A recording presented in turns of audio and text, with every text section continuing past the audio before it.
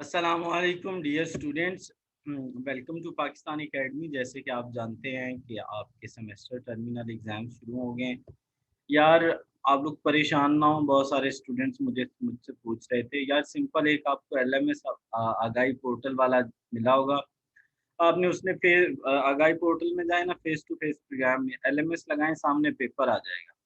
मुझे कल एक स्टूडेंट का था कि बयान हल्फी जो है वो किस तरह से उसको सबमिट करना है। तो यार, उसके लिए बड़ा सादा-सा है।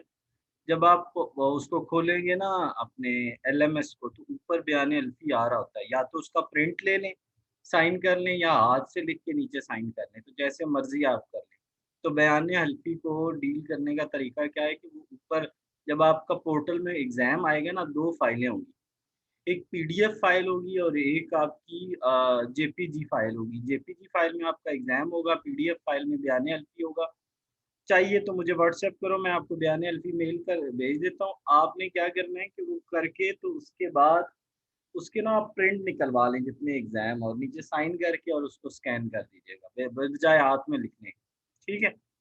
अगर आपको ये 4 पेपर्स हैं, 438, 444, 463, 143, 129, और तो अगर आपको इनमें मसला आ रहा है, आप व्हाट्सएप, हम इसका सॉल्यूशन ऑनलाइन क्लास करेंगे, इसमें प्रोवाइड करेंगे, तो आप हमें राब्ता कर सकते हैं। Thank you very much. अल्लाह आपका हामी और नासिर हो।